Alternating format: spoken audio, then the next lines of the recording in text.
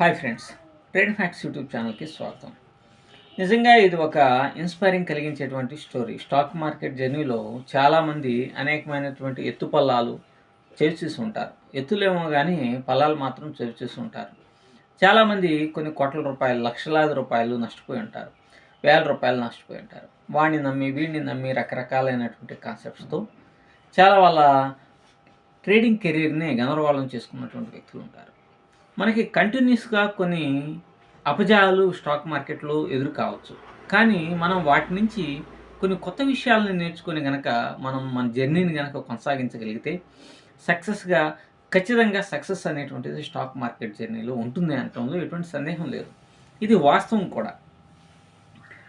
ఎందుకంటే నేను ఈ మధ్య కాలంలో రమ అనేటువంటి ఒక ఆవిడని సంబంధించినటువంటి నార్త్ ఇండియాకి సంబంధించినటువంటి ఆవిడ స్టాక్ మార్కెట్ జర్నీని నేను కొరాలో పబ్లిక్ ప్లాట్ఫామ్లో చదవటం అనేటువంటిది జరిగింది. అది నిజంగా చాలా ఇన్స్పైరింగ్ కలిగించింది అనమాట. నేను సహజంగానే ఎవరైనా సరే ఇన్స్పిరేషన్కి సంబంధించినటువంటి వాళ్ళు కానీ, లేకపోతే స్టాక్ మార్కెట్ నుంచి విపరీతంగా నష్టపోయినటువంటి వాళ్ళ నుంచి కొన్ని పాఠాలు నేర్చుకుంటారు అనేటువంటి ఉద్దేశంతో నేను చాలా సోషల్ మీడియాలో చెక్ చేస్తూ ఉంటాను.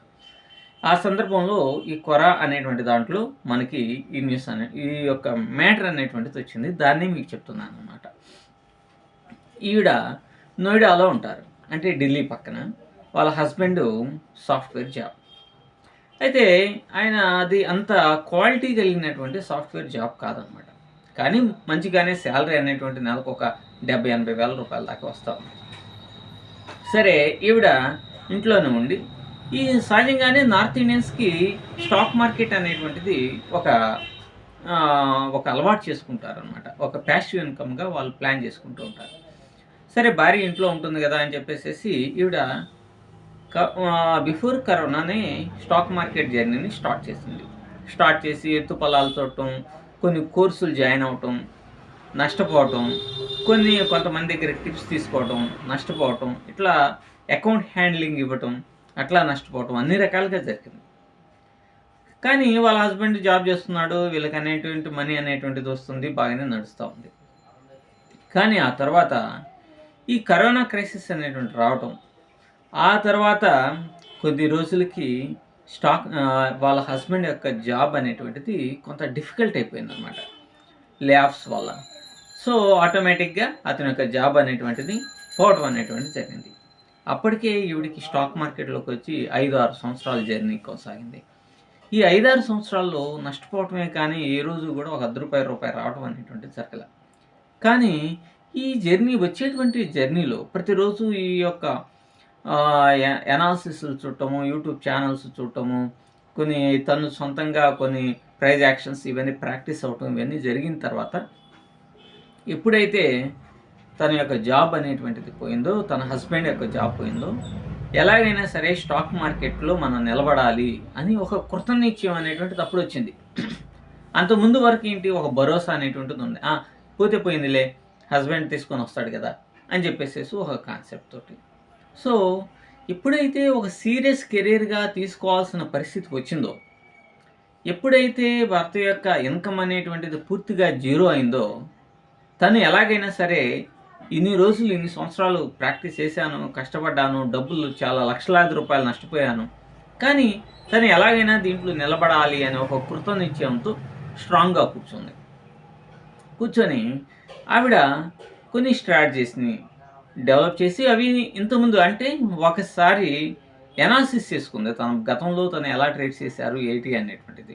దాంట్లో మెయిన్గా సక్రమంగా స్ట్రాటజీని ఇంప్లిమెంటేషన్ చేయలేకపోవటం, రిస్క్ రివార్డులు మెయింటైన్ చేయలేకపోవటం, స్టాప్ లాస్ని పెట్టకపోవటం అనేటువంటిది మెయిన్ ప్రైమరీ థింగ్స్గా ఆవిడ గమనించింది. మనం కూడా గతంలో చాలా వీడియోస్లో కూడా చెప్పాం, స్టాప్ లాస్ అనేటువంటిది మీ యొక్క క్యాపిటల్ని ప్రొటెక్ట్ చేస్తుంది అని. సో ఆవిడ జస్ట్ చేసినటువంటి పెద్ద ఎక్స్పెరిమెంట్స్, విపరీతమైన నాలెడ్జీ అంటూ ఏం లేదు. తను ఒక స్ట్రాటజీని బిల్డప్ చేసుకుంది.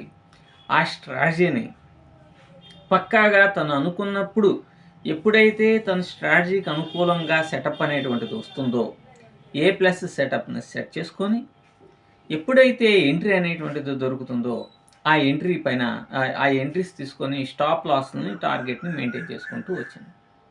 ఇది స్టార్టింగ్‌లో కొంత డిఫికల్ట్‌గా అంటే తను చెప్పటం స్టార్టింగ్‌లో కొంత డిఫికల్ట్‌గానే అనిపించింది. ఎందుకంటే డిఫికల్ట్‌గా అనిపించింది? గతంలో ర్యాండమ్‌గా తను ట్రేడ్ అనేటువంటిది చేసేది. ఎలా పడితే అలా ట్రేడ్ చేసేది. స్టాప్ లాస్‌లని, టార్గెట్స్‌ని అనేటువంటివి ఫిక్స్ చేసుకోకుండా, అలాగే రిస్క్ రివార్డులు మెయింటైన్ చేయకుండా ఎంట్రీ దొరికిందో ఎట్లా పడితే అట్లా ట్రేడ్ చేయటం. అలాగే లాస్ వస్తే రివెంజ్ ట్రేడ్ చేయటం. ఇటువంటివన్నిటిని అంతకుముందు చేసేది. ఇప్పుడు వాటన్నిటిని అంటే మన బ్రెయిన్ అనేటువంటిది, ఆవిడ బ్రెయిన్ అనేటువంటిది వాటికి అలవాటు పడిపోయింది. ఈ అలవాటు పడ్డటువంటి ఈ ఆలోచన నుంచి మరలా కొత్తగా ఒక కాన్సెప్ట్‌ని ఇంప్లిమెంటేషన్ చేసుకోవడం మొదలుపెడుతుంది గదా! ఇది ఒక సెటరేట్ కావడానికి దాదాపుగా 6-9 నెలలు పట్టింది.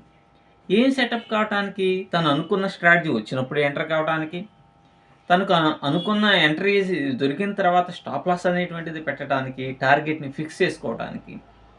అలాగే సెటప్ వచ్చినంత మాత్రాన వెంటనే టా ఎంట్రీస్ తీసుకోవటం కాదు. మరి టార్గెట్ ఎక్కడుంది? దాని యొక్క ప్రాఫిట్ ఫ్యాక్టర్ ఎంతుంది? లాస్ ఎంతుంది? మరి రిస్క్ రివార్డ్‌ని మెయింటైన్ చేసుకోవాలి గదా! ఇప్పుడు ఎంట్రీ దొరికిందని చెప్పేసేసి రూ. 100 ఎంట్రీ అయితే స్టాప్ లాసు 50 పాయింట్లు, టార్గెట్ 20 పాయింట్లే ఉందనుకోండి. అప్పుడు రిస్క్ అనేటువంటిది ఎక్కువగా ఉంటుంది గదా! వీటన్నిటిని క్యాలిక్యులేషన్ చేసుకొని ఒక సిస్టమాటిక్ ట్రేడింగ్ స్టైల్‌కి రావటానికి దాదాపుగా 6-9 నెలల సమయం పట్టింది అని చెప్తుంది. సో, ఏం చేసింది? రిస్క్ రివార్డ్‌ని మెయింటైన్ చేసింది. స్టాప్ లాస్‌ని మెయింటైన్ చేసింది. తను అనుకున్నప్పుడు స్ట్రాటజీ వచ్చేంత వరకు సైలెంట్‌గా చూస్తానే కూర్చుంది. చార్ట్‌ని చూస్తానే కూర్చుంది. So, this type of stability అనేటువంటిది ట్రేడర్స్ గనుకుంటే ఎవరైనాని మీరైనా సరే, ఆవిడే కాదు మీరైనా సరే సక్సెస్ కాగలుగుతారు. 9 మంత్స్ తర్వాత గానీ మంత్లీ రిటర్న్స్ ప్రాఫిట్‌లో ఉండటం స్టార్ట్ అయింది. ఎప్పుడైతే ప్రాఫిట్‌లో ఉండటం స్టార్ట్ అయిందో, ఆవిడ చెప్పేటువంటి ట్రేడింగ్ జర్నీలో ఏం చెప్తుందంటే, ఎప్పుడైతే ప్రాఫిట్ అనేటువంటి రావటం స్టార్ట్ అయిందో, అప్పటి నుంచి ఒక ప్లానింగ్‌గా అంటే ఒక ప్లాన్డ్‌గా ఆ యొక్క క్వాంటిటీని పెంచుకోవటం స్టార్ట్ చేసింది. మనం కూడా చాలా వీడియోస్‌లో చెప్పాం. ప్రెజెంట్ నేను అదే చేస్తున్నా.